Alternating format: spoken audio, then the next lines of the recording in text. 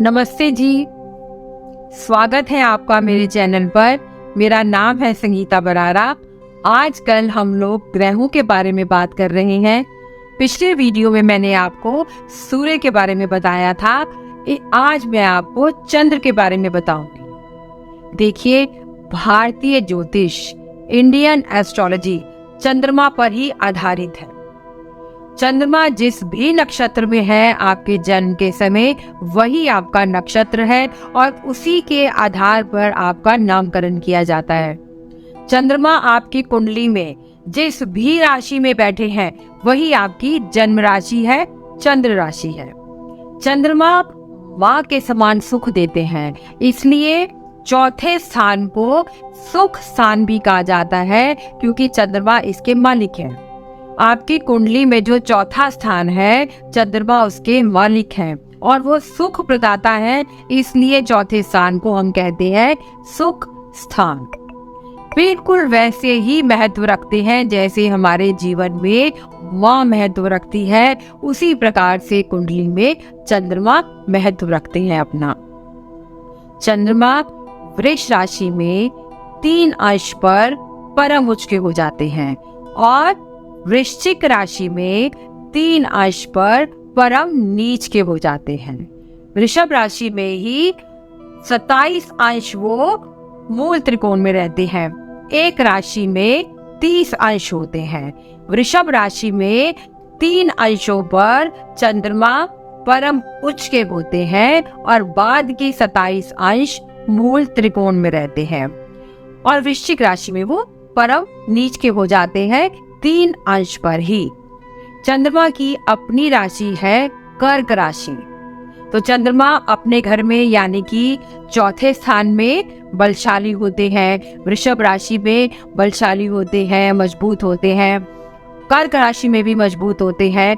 पर अब हम अपनी कुंडली में ये कैसे पता लगाएं कि आपके चंद्रमा मजबूत है या फिर कमजोर है? देखिए, चंद्रमा अगर शनि के साथ है, राहु के साथ है, केतु के साथ है, चंद्रमा अगर सूरज के साथ है, तो उनके बल में कमी आ जाती है। अमावस्या पर भी चंद्रमा के बल में बहुत कमी होती है। इसके अलावा अगर उन पर पापी ग्रहों की दृष्टि पड़ती है तो भी वो थोड़े से कमजोर हो जाते हैं।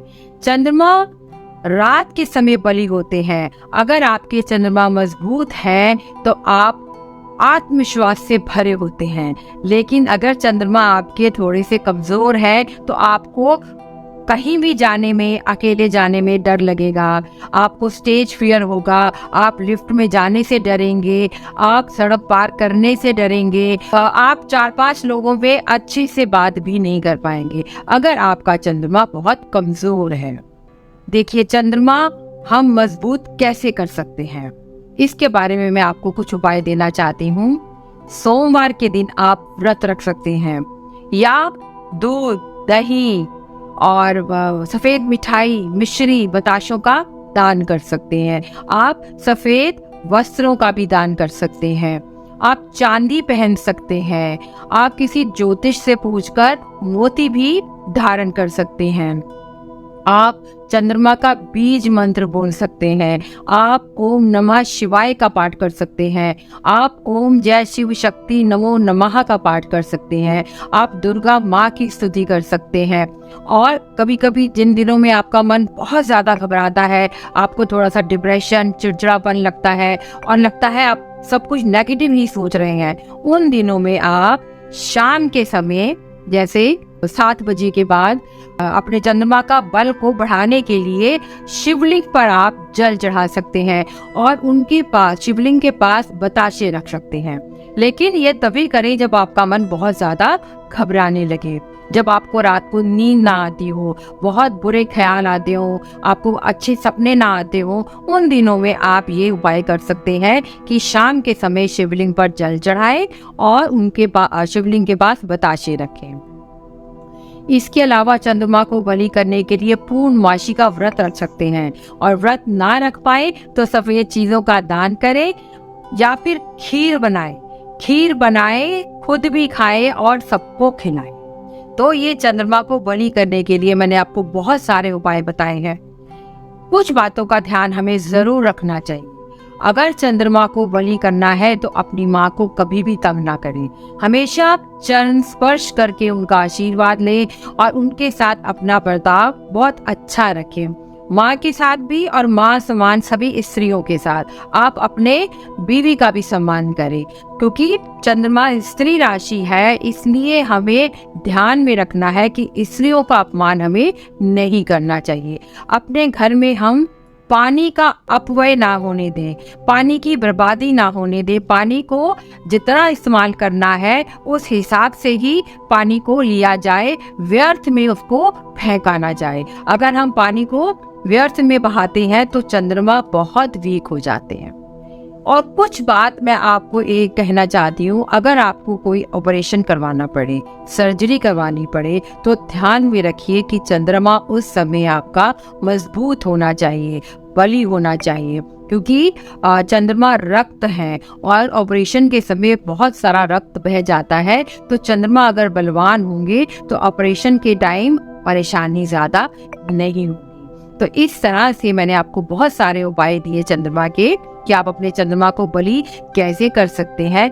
कुछ आप इस तरह से भी जान सकते हैं कि आपका चंद्रमा कमजोर है, जैसे आपकी अपनी माँ के साथ ज्यादा नहीं बनती है, बहुत सारे आर्गुमेंट्स होते हैं, माँ का सुख आपको प्राप्त नहीं है, या फिर माँ आपकी नहीं है, या आपके घर में पानी की बहुत कमी है, आपको नींद नहीं आ रही है, आपको बुरे बुरे ख्याल आ रहे हैं, उस समय आप जान सकते हैं कि आपका चंद्रमा कमजोर है। और फिर वो उपाय करने शुरू कर दीजिए जिससे आपका चंद्रमा बलि हो जाए।